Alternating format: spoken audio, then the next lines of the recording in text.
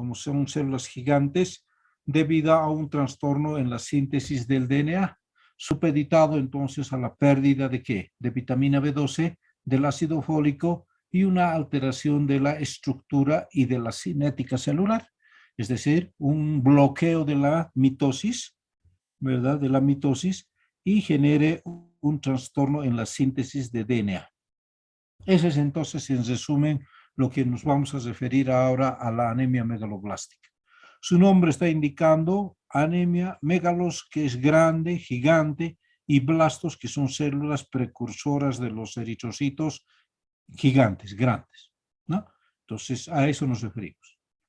Y como bien saben ustedes de que si las células grandes están inmaduras, ¿sí? Están inmaduras, pues de lógica que van a cumplir una función inadecuada.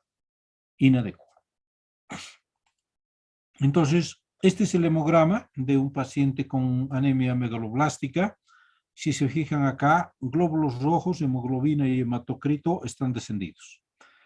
Los volúmenes corpusculares, el volumen globular medio, la hemoglobina globular media y la concentración de hemoglobina globular media, están entonces discretamente elevados, una cruz o una flechita, o pueden estar normales. Los reticulocitos están normales o pueden estar ligeramente aumentados. Los leucocitos están descendidos. Han descendidos 3 cruces, hasta 4.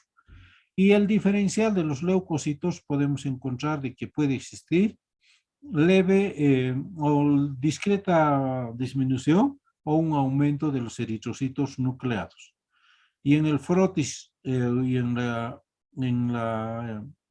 morfología globular vamos a encontrar los macrocitos que están aumentados y los macropolicitos. ¿Listos? Entonces estos macropolicitos vienen a constituirse ¿qué? Parte de la, como una célula patognomónica propia entonces de la anemia megaloblástica. Y las plaquetas que están disminuidas. Dentro de la química sanguínea que tenemos que pedir en un paciente con sospecha de anemia megaloblástica, vamos a pedir entonces lo que es la bilirrubina. La bilirrubina indirecta, que está ligeramente aumentada, y la lactodeshidrogenasa, que está aumentada. Y para el diagnóstico más certero, entonces, de lo que es anemia megaloblástica, vamos a generar la biopsia o la punción aspiración de la médula ósea, que vamos a encontrarla con mucha actividad celular, es decir, una médula ósea muy activa, con hipercelularidad, ¿no? Esa es entonces la característica de una anemia megaloblástica. Y comenzamos a definir y decimos de que esta anemia megaloblástica se caracteriza por ser una anemia que tiene células grandes, ¿sí? Por encima de los 94 a 100 femtolitros, ¿sí? De volumen corpuscular medio. Entonces el volumen corpuscular medio es definitivo para decir de que existe o no existen macrocitos. La concentración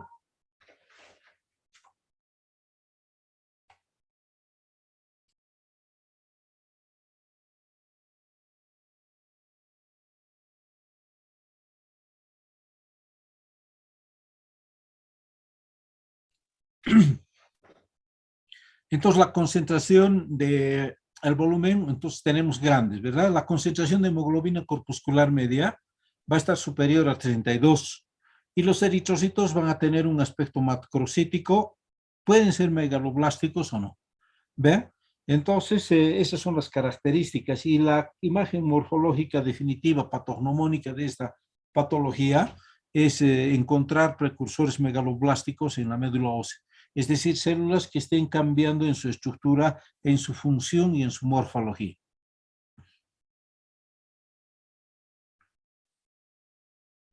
Esta es una gráfica que vamos a ver, entonces, como anemia macrocítica, volumen corpuscular medio mayor de 100, reticulocitos en sangre periférica y reticulocitosis en causa central. De sangre periférica vamos a encontrar que es entonces de causa regenerativa. Y cuando es central es arregenerativa. Reticulocitosis de sangre o de anemia regenerativa, hablamos en anemia poshemorrágica y anemia hemolítica. Y los reticulocitos por menores de 100 de causa central, estamos las arregenerativas, y dentro de estas arregenerativas tenemos las megaloblásticas. por déficit de vitamina B12 y del ácido fólico. Y también otro grupo que son las no megaloblásticas, y eso lo vamos a hacer el diagnóstico a través de un mielograma o de un medulograma. ¿Listo? Ese es entonces un esquema para podernos identificar y catalogar y determinar en dónde se encuentran las anemias megaloblásticas. Si yo les pregunto qué tipo de anemia son las anemias megaloblásticas, ustedes me dirán de qué. Son anemias macrocíticas con volumen corpuscular medio mayores de 100 femtolitros y de tipo arregenerativo central. ¿Listo? Y vean ustedes aquí, anemia macrocítica, volumen corpuscular medio, mayores de 100, historia clínica. Tenemos que consignar entonces los antecedentes patológicos del paciente y dentro de ello tenemos que buscar si hay alcoholismo, hepatopatías, ¿sí? Sangrados previos sin causa determinante, antecedentes familiares de estas patologías y tenemos entonces las anemias perniciosas como hipotiroidismo, ¿no? O trastornos patológicos también como hipotiroidismo.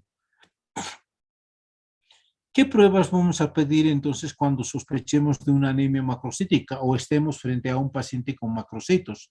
Entonces pedimos reticulocitos que va a estar aumentados y determinar entonces si es sangre periférica o reticulocitos periférica o central, ¿verdad? Entonces la vitamina B12 y el ácido fólico tenemos que determinar el porcentaje para percibir entonces la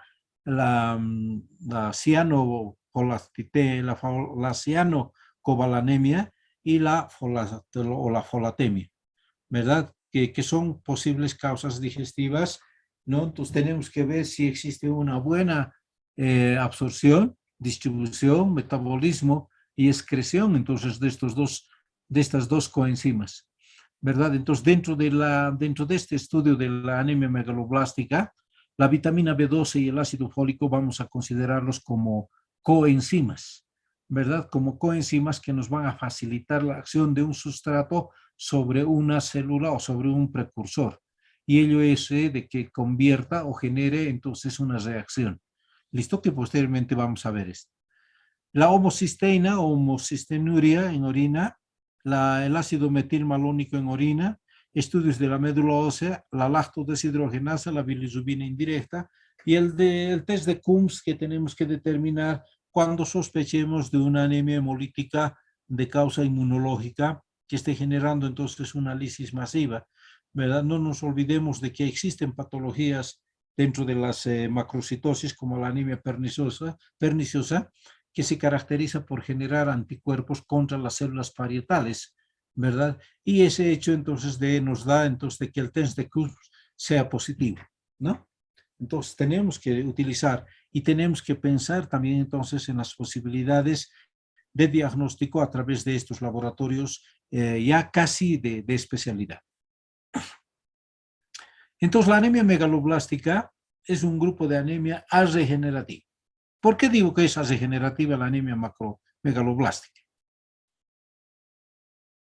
¿Alguien me puede decir?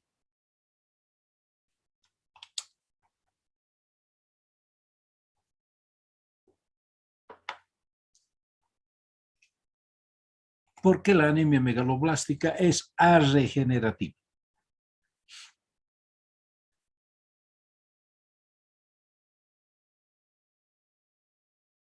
Hola, hola, hola.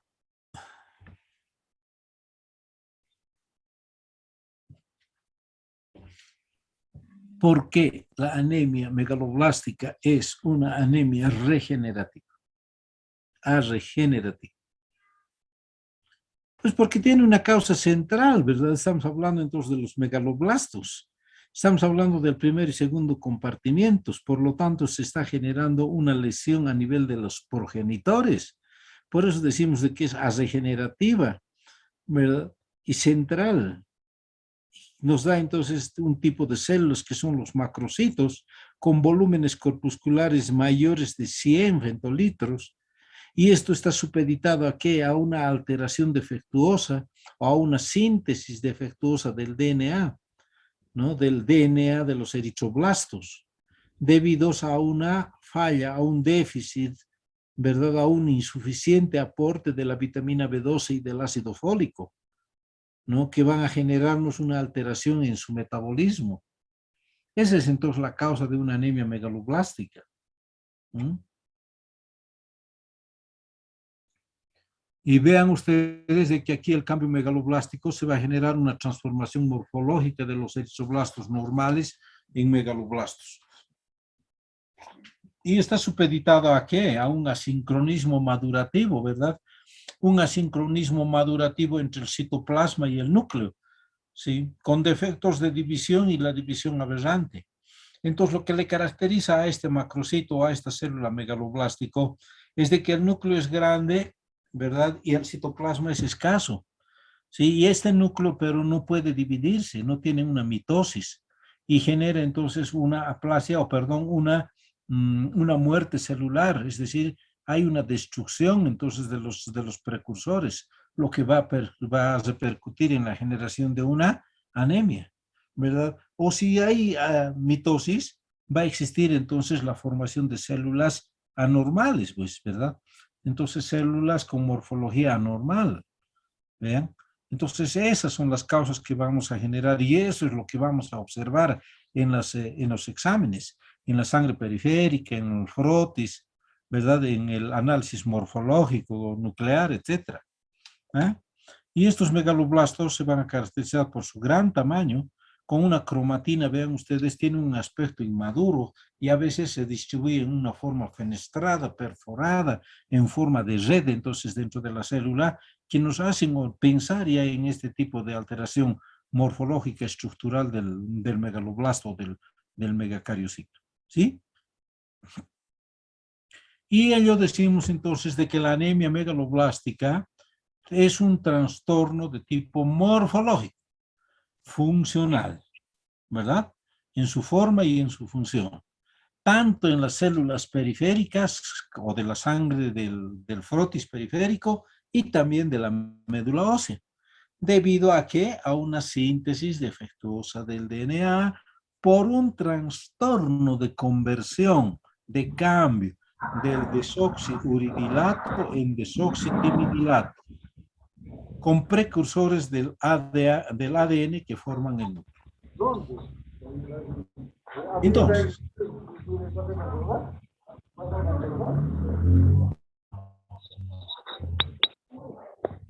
por favor, sus micrófonos o suspendemos la clase.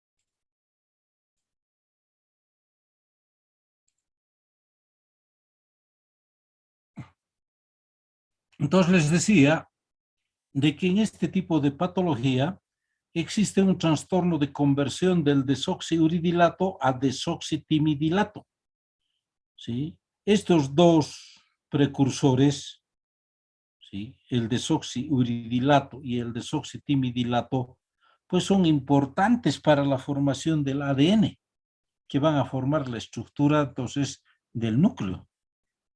Como está existiendo entonces una carencia de estas coenzimas de la vitamina B12 y ácido fólico, este desoxiuridilato no va a llegar a formar el desoxitimidilato y por lo tanto va a existir un trastorno de mitosis. ¿Listo? Hay una pérdida de la capacidad de mitosis y va a generarnos la muerte celular precoz, que va a generarnos o va a repercutir en la formación o en la presentación de anemia. ¿Está bien?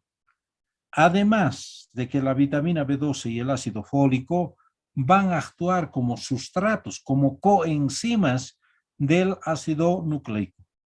Y saben bien de que el ácido nucleico, ustedes, de que tienen una forma de presentación como ARN, de ARN ribosómico, ARN mensajero, que son importantes entonces para que estos precursores del DNA se vayan convirtiendo de desoxiuridilato a desoxitimidilato. Aquí tenemos en gráfica desoxiuridilato con desoxitimidilato, que son ambos precursores. La carencia de ácido fólico y de vitamina B12 sobre la célula precursora, ¿sí? Sobre la célula precursora, sobre el megaloblasto, hace entonces de que no se forme el ADN, haya un bloqueo. ¿Ven? Entonces, la carencia de esta vitamina B12 y ácido fólico hace de que el desoxiuridilato no se convierta en desoxitimidilato y genere un bloqueo entonces del ADN. Lo que hace que pérdida de la mitosis y muerte celular precoz. ¿Está claro? ¿Cómo clasificamos? Clasificamos de una anemia megaloblástica por déficit de vitamina B12. Anemia megaloblástica por déficit de ácido fólico o mixto, ¿verdad? Y tenemos que pensar también que no haya déficit de vitamina B12 y ácido fólico, pero que esté bloqueando su absorción, ¿verdad? Que se proporcione adecuadamente la cantidad suficiente de vitamina B12 y de ácido fólico, pero que no se esté absorbiendo en el organismo. ¿Debido a qué? A trastornos hereditarios del metabolismo o a la utilización de fármacos que bloqueen la absorción del ácido fólico, como sucede entonces en el uso del metrotexato, ¿verdad? Como son antagonistas del metrotexato o del folato, como son los metrotexatos. Y esto entonces utilizamos en la artritis reumatoide, ¿verdad? El metrotexato, que por consiguiente tendríamos que darle ácido fólico como medida preventiva para que no se genere este tipo de anemia. ¿Listo? Y lo que les estaba explicando, ¿verdad? De que la síntesis del DNA se debe entonces o es supeditada a la concentración de la metilcobalamina, que es una coenzima de la metionina sintetasa. ¿Sí? Y esto entonces es necesario para que el ácido metiltetrahidrofólico se convierta en ácido tetrahidrofólico monoglutamato. A su vez, este tetrahidrofólico monoglutamato tiene que convertirse en tetrahidrofólico poliglutamato, ¿no? Que se le conoce también como factor tumoral tímico o leucoborina. ¿Vean? Entonces, estos dos grupos van a actuar entonces como coenzimas sobre qué? Sobre el desoxiuridilato que va a ayudarle a convertir en desoxitimidilato. Entonces, para que me puedan entender mejor, estamos viendo esta gráfica. Y aquí tenemos entonces una coenzima, la metilcobalamina.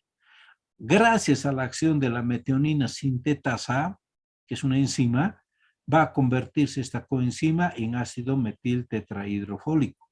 ¿Sí? Metiltetrahidrofólico. Esta metionina sintetasa también va a actuar sobre este ácido metiltetrahidrofólico y nos va a dar el ácido tetrahidrofólico monoglutamato. Este ácido tetrahidromonoglutamato, gracias a la acción de la sintetasa folil poliglutamato, va a darnos origen al ácido tetrahidrofólico poliglutamato, que son necesarios, entonces vean ustedes, de que este ácido tetrahidrofólico poliglutamato es necesario ¿para qué? Para la conversión del desoxiuridilato a timidilato. Y este timidilato, cuando ya está sintetizado, va a tener una acción directa en la síntesis del ADN a nivel del núcleo. Si no sucede esto o se altera entonces todo ello, hacemos entonces de que no se sintetice el DNA y de consecuencia tenemos anemia megaloblástica. Está claro, ¿verdad?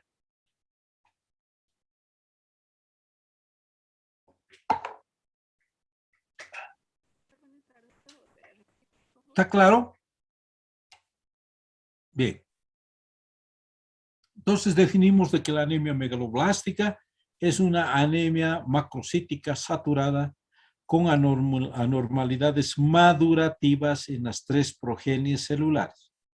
Presencia de gigantismo celular con asincronismo madurativo, núcleo juvenil y citoplasma maduro, de todos los progenitores eritroides o megaloblastos. ¿Sí? Puede existir mielocitos, metamielocitos gigantes, megacariocitos con núcleo multilobular.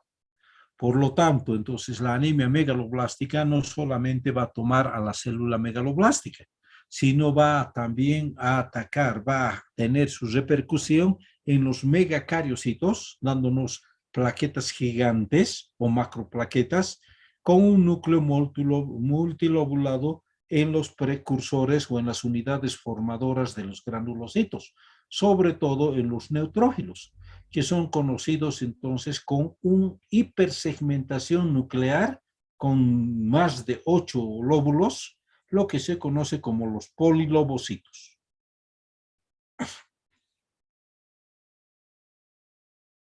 Y las causas ya hemos indicado: déficit de vitamina B12 por falta de dieta, alcoholismo, medicamentos, metrotexato, pirimetamina, óxido nítrico, hidantoinas, trimetoprim, sulfometoxazol, anticonceptivos, alteraciones del factor intrínseco y enfermedades médicas quirúrgicas como son las gastrotomías, las gastrectomías, el dumping, etcétera, etcétera. ¿Sí?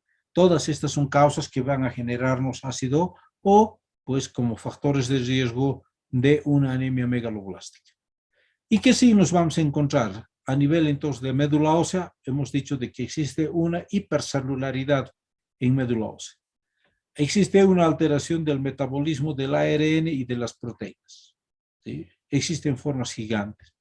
También va a existir una alteración de la maduración nuclear. Hay una cromatina grosera, formas nucleares, etc. Y una anemia macrocítica, que es lo más importante, con incremento de la lactodeshidrogenasa y de la bilisumina. Y el cuadro clínico que va a presentar el paciente con diagnóstico de anemia o con un posible cuadro de anemia megaloblástica va a ser trastorno hematológico. Y en el trastorno hematológico vamos a encontrar anemia, macrocitos, síndrome purpúrico. Trastornos gastrointestinales, vamos a encontrar glositis, lengua lisa, roja, dolorosa. Trastornos neurológicos y psiquiátricos, vamos a encontrar parestesias, disestesias, ¿verdad? Irritabilidad, somnolencia, patiestesia, que es sensibilidad profunda, palestesia, que es la sensibilidad a las vibraciones, la estereognosia, con pérdida de las facultades de conocer la naturaleza de los objetos por su forma y consistencia, ¿sí? Trastornos cardiopulmonares, hay disnea, esfuerzo, palpitaciones como mecanismos compensadores de la anemia, trastornos ginecológicos, infertilidad y amenorrea, que son causas entonces muy frecuentes en consulta, ¿sí? Y tenemos en la clínica datos del sistema nervioso y a nivel medular. Hemos indicado de que existen alteraciones o compromiso del cordón posterior y del cordón lateral de la médula espinal, lo que se conoce con el nombre de mielosis funicular. Este hecho nos va a generar entonces la presencia de parestesias y paresias de inicio entonces en partes distales del cuerpo, me estoy refiriendo a manos y a los pies. Y cuando existe compromiso del cordón posterior, estamos hablando entonces de ¿qué? De trastornos piramidales y extrapiramidales y del cordón posterior, ¿sí? Con sensibilidad vibratoria. Romber alterado, torpeza, entonces está existiendo alteración en la marcha, ¿verdad? Con marcha apráxica, con marcha atáxica, etcétera, ¿verdad? Con marcha incoordinada, ataxia, etcétera. Y en el cordón lateral hay paresias, parestesias con marcha espástica, signo de Babinski con hiperreflexia, clonus, etcétera. Y en corteza cerebral vamos a encontrar que trastornos mentales, ¿verdad? Irritabilidad, olvidos, demencia, depresión, alucinaciones.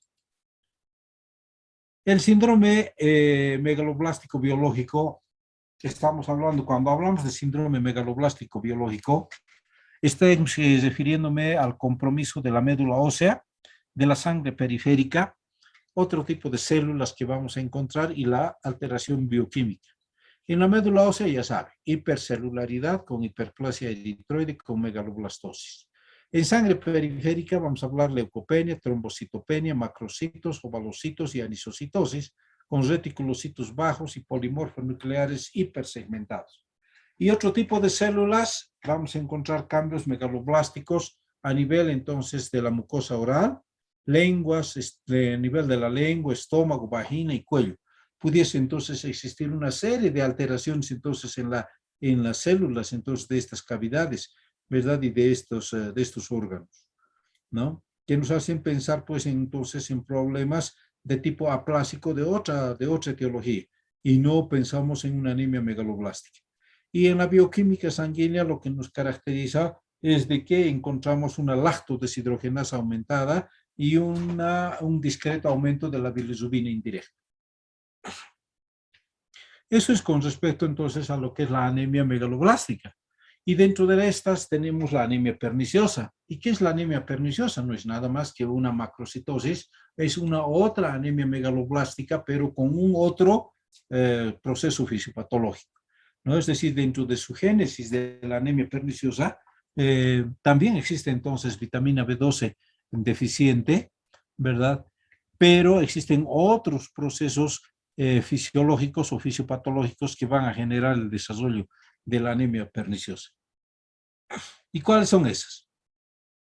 Entonces se la conoce también a la anemia perniciosa como anemia de Addison-Biermer, ¿verdad? Biermer o solamente anemia Biermer, ¿verdad? Y lo que le caracteriza es de que esta anemia se va a desarrollar con presencia de una anemia, o perdón, de una gastritis atrófica.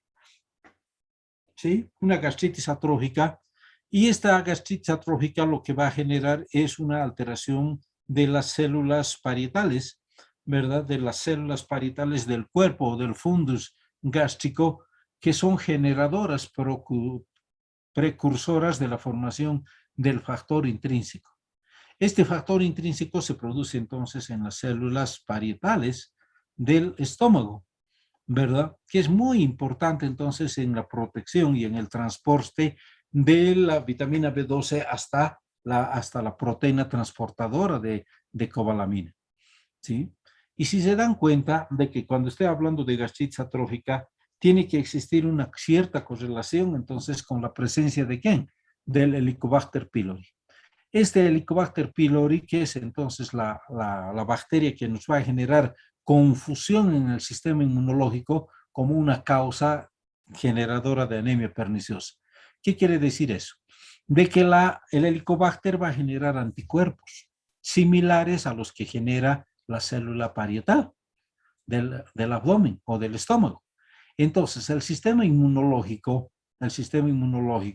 ataca a estos anticuerpos tanto del Helicobacter como de las células parietales y genera entonces un déficit de producción del factor intrínseco. Consecuencia, anemia perniciosa. ¿Listo? Todo ello va a generarnos, pues como en la anemia megaloblástica, trastornos de tipo neurológico, digestivo, hematológico, cardiopulmonar, etc. ¿Sí? Es más frecuente entonces este tipo de anemias en los adultos mayores o en menores de 40, pero sobre todo en los adultos mayores de 60 años, ¿no? De preferencia en ascendentes europeos y también en personas del grupo sanguíneo A. Entonces se dan cuenta, aquí tengo una otra característica, pensar de que un grupo sanguíneo, el factor RHA o el factor RHA, ¿verdad? Del grupo sanguíneo A, es mucho más propenso a realizar este tipo de anemia perniciosa. Por las características que ya conocen ustedes cuando han hablado entonces de que el COVID también entonces tiene predilección por este grupo sanguíneo, ¿verdad? El defecto esencial es la falta de secreción del factor intrínseco asociado con la atrofia de la mucosa glandular del fundus gástrico, lo que les he explicado. ¿Sí? Y tenemos la anemia perniciosa. ¿Qué significa la anemia perniciosa? Es un término pernicioso que significa de que cursa por brotes, ¿verdad? Entonces puede ser de que esté hoy día con cierta sintomatología, pasado una semana desaparece toda la sintomatología y pasado una otra semana nuevamente se manifiesta, ¿no? Entonces tiene un desarrollo entonces alternado, ¿sí? Tiene una evolución natural de la enfermedad en forma intermitente. Por ello, entonces decimos de que la anemia perniciosa tiene un curso por brotes, ¿sí? Tiene entonces periodos de mejoría y posteriormente va a abocar entonces a la muerte del enfermo. ¿Por qué? Porque el paciente dice, yo estoy bien, y el paciente no refiere mucha sintomatología.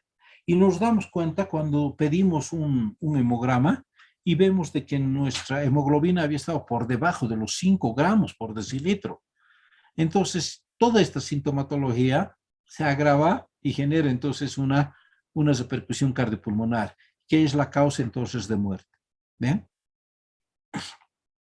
Entonces es más frecuente en individuos a los 60 años, ¿verdad? Y a veces entonces en otro tipo de individuos de mayor edad.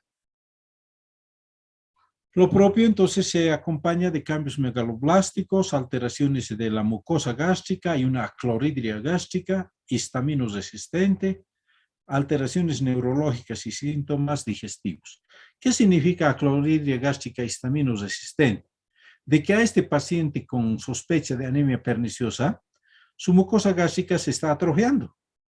Como hay una atrofia de las células productoras de cloro, entonces hay una clorhidria. No hay cloro o ácido clorhídrico en el estómago.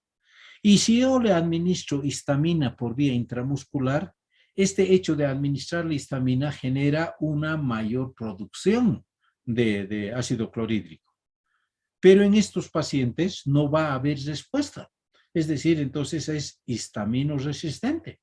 No hay entonces respuesta del organismo a la administración de histamina para la producción de, de ácido clorhídrico. ¿Se ha entendido, verdad? Y las alteraciones neurológicas y los síntomas digestivos que vamos a observar, ¿no? Tenemos entonces manifestaciones secundarias y primarias. Secundarias, ya saben, anemia, palidez, disnea, vértigo, taquicardia, cefalea, etcétera, etcétera. Y la apatía, entonces estamos hablando de apatía, anorexia, pérdida de capacidad de concentración, psicosis franca.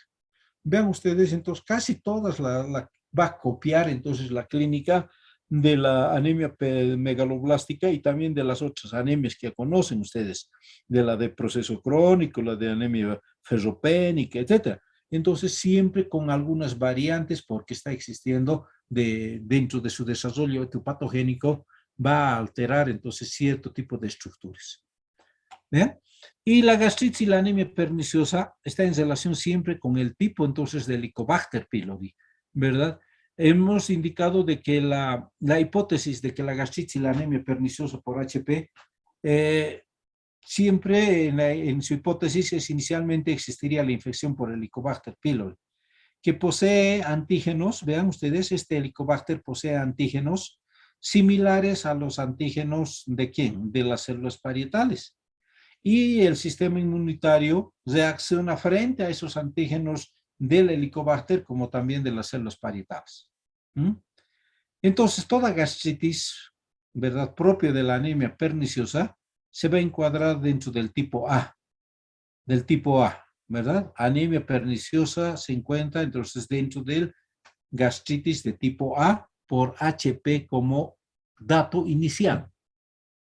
Pero es una gastritis HP positiva del tipo B, en que esta bacteria se va a considerar como el agente etiopatogénico primordial para generarnos gastritis y anemia perniciosa. ¿Listo? ¿Se ha entendido? El tipo A solamente es inicial. El tipo B es definitivo y es el que genera la gastritis por HP y la atrofia y la falta de producción del factor intrínseco. ¿Está claro?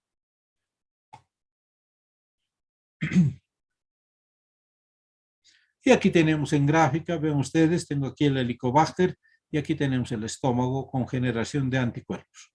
Estos anticuerpos que están localizados también entonces en la mucosa gástrica, a nivel entonces de las células parietales, y el sistema inmunológico lo que hace es esto, ¿no? Actuar sobre estos anticuerpos o antígenos, entonces, ¿verdad? Sobre estos antígenos del HP y de las células parietales del estómago, determinando destrucción, alteración entonces en la producción del factor intrínseco.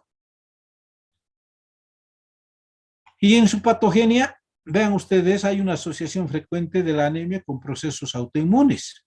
Entonces, cuando vean ustedes un paciente con vitiligo, tiroiditis, diabetes, enfermedad de Addison, paratiroidismo, piensen la coexistencia como comorbilidad de una anemia perniciosa. ¿No? Me dejo entender. Pacientes con vitiligo, tiroiditis, diabetes, enfermedad de Addison, hipoparatiroidismo, piensen de que por debajo puede estar existiendo una anemia perniciosa. Hagan estudio entonces de estómago, busquen entonces el Helicobacter y vean entonces si es de tipo A o B. Si es de tipo B, entonces es una causa que está generando estas manifestaciones. ¿Listo? Y la infiltración linfoplasmocitoide, que también entonces hay que pensar en una posibilidad de leucemia y de linfoma, ¿no? Y el tratamiento que le damos a este paciente que tenemos con sospecha de anemia perniciosa, le damos corticoides, ¿verdad? De tipo prednisona. Y ustedes preguntarán y dicen, ¿por qué yo le voy a dar a un paciente con gastritis corticoides? ¿Cómo creen que actúa un corticoide en una gastritis perniciosa?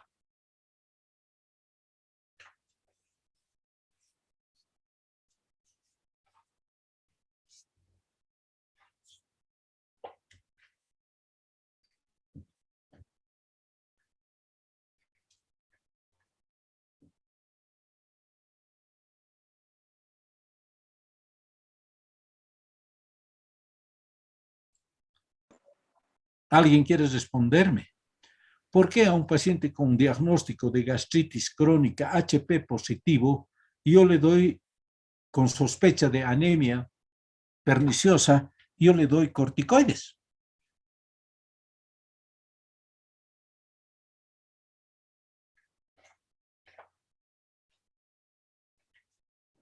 Doctor, para atacar a la bacteria. ¿De qué forma? No se olviden de que para atacar a la bacteria tengo que darle el tratamiento erradicador del Helicobacter. Y el tratamiento erradicador del Helicobacter consiste en ¿qué? En darle claritromicina, amoxicilina, metronidazol y omeprazol. Ese es el tratamiento erradicador del Helicobacter. Pero en este caso yo le estoy dando corticoide. ¿Por qué creen que le estoy dando corticoide? Doctor, ¿sería por la inflamación que tiene el Ya, tubo gástrico? estamos por ahí, estamos por ahí, estamos por ahí. Estamos hablando entonces de qué? De que el HP o la bacteria está generando antígenos o anticuerpos, ¿verdad? Y el sistema inmunológico lo que está haciendo es atacar a las células precursoras de factor intrínseco y también de los antígenos o anticuerpos del Helicobacter. Entonces, la prednisona o cualquier corticoide que yo le administro a un paciente, pues es como un mecanismo inmunomodulador para disminuir entonces la producción de autoanticuerpos por las células parietales y por el Helicobacter, ¿verdad? Estamos inhibiendo entonces su función, ¿verdad? Porque estamos hablando de un cuadro inmunológico, pero autoinmunitario, que está haciendo de que se inhiba o se bloquee la producción del factor intrínseco. Y eso es lo que estamos impidiendo al administrarle prednisona. Estamos bloqueando la producción de anticuerpos y el organismo va a generarnos cantidades suficientes de factor intrínseco. ¿Sí? ¿Se ha entendido?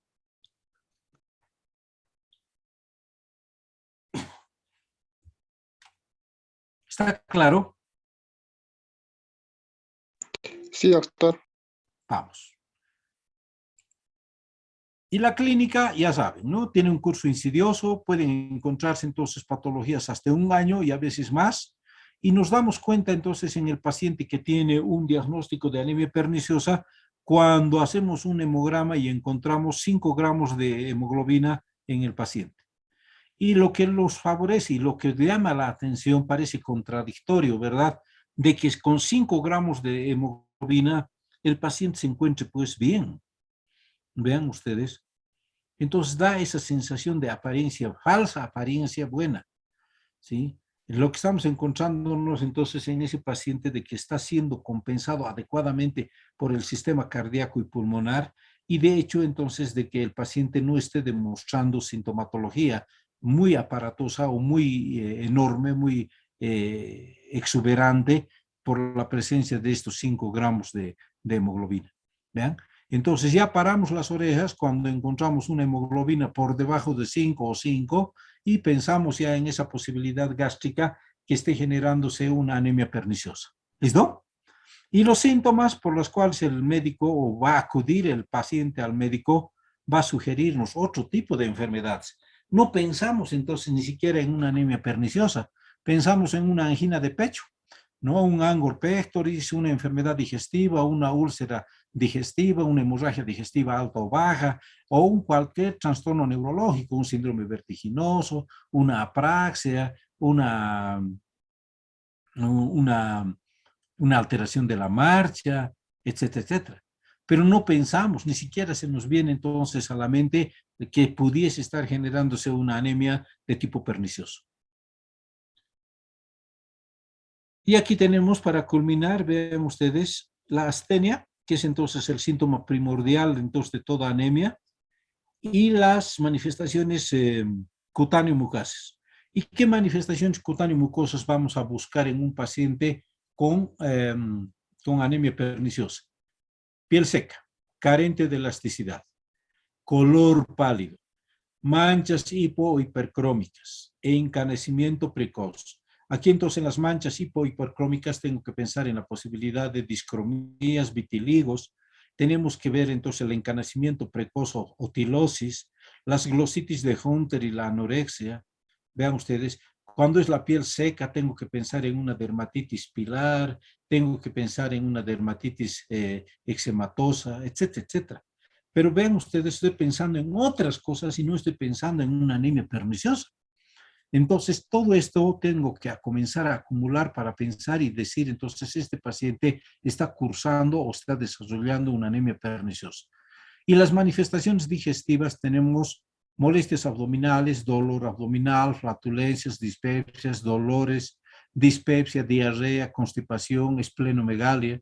Tengo que pensar entonces ya en una colelitiasis y una úlcera que puede encontrar en un paciente con anemia perniciosa, ¿verdad? Y tengo que ver las manifestaciones neurológicas. 45% de los casos van a presentar lesiones de los cordones posteriores y laterales de la médula ósea, de la médula espinal, y lesiones de los plexos con parestesias, ataxias, Romberg positivo, Babinski y amnesia. Y dense cuenta entonces de que esta es la mielosis funicular, la mielosis funicular. Y finalmente tenemos entonces como diagnóstico la anemia perniciosa. ¿Ven? ¿Está claro?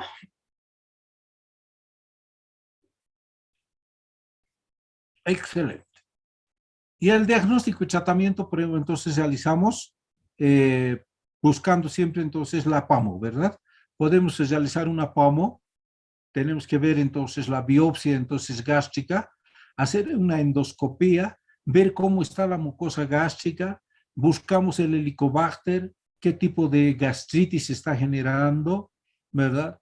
Vamos a ver entonces si existe la producción entonces de factor intrínseco, tenemos que dosificar entonces factor intrínseco, tenemos que dosificar vitamina B12 y ácido fólico, ¿verdad? Que pudiesen ser causales también entonces de que no haya un transporte adecuado de vitamina B12, ¿sí? Y realizamos la prueba de Schilling y realizamos también entonces la prueba de la histamina, ¿verdad? Y la prueba de la histamina, como ya les he indicado, de que administramos histamina y hacemos entonces la dosificación de ácido clorhídrico. Si hay una acloridria, entonces ese paciente es histaminoresistente y por lo tanto no se está generando factor intrínseco. ¿Vean? Esa es entonces la prueba de Shin, ¿sí?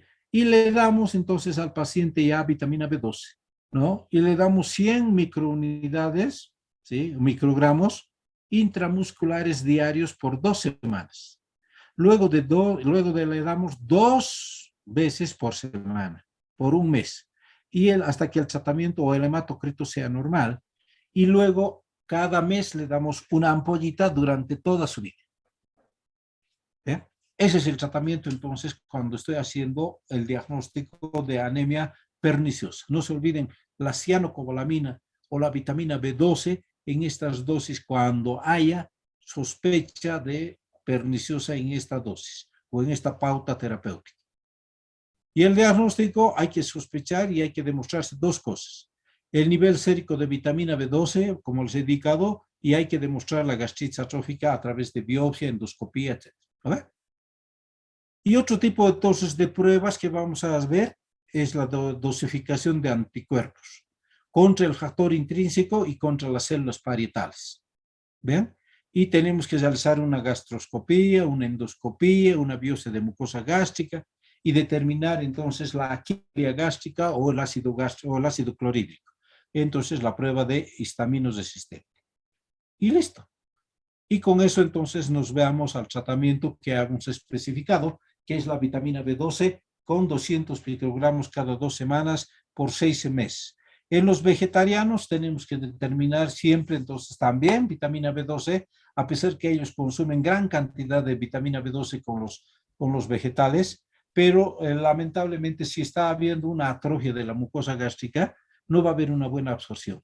Y por ello entonces tenemos que recurrir siempre a la administración parenteral de la cobalamina y del ácido fólico. ¿Listo? Y podemos darle también entonces la vitamina B2, vitamina C. No un gramito, sino 500 miligramos que va a afectarnos la disponibilidad de vitamina B12. ¿No? Entonces las transfusiones no nos sirven entonces en este tipo de patología. ¿No? Esta es entonces la cobalamina y la hidroxicobalamina, 1000 picogramos día durante una semana, 1000 por semana durante 3 semanas y el mantenimiento 1000 2 meses de por vida. ¿Listo? Eso es entonces lo que teníamos que hablar con respecto a lo que son las anemias megaloblásticas y la anemia perniciosa. Si hubiera alguna pregunta, alguna interrogante, alguna acotación, alguna aclaración, estoy dispuesto.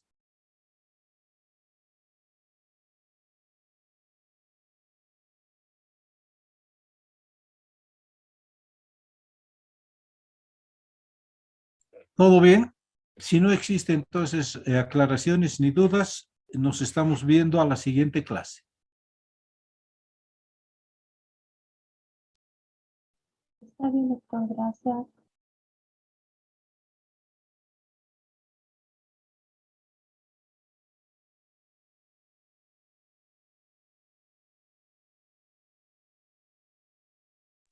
Listo, jóvenes. Hasta luego. Hasta luego. Hasta luego, doctor.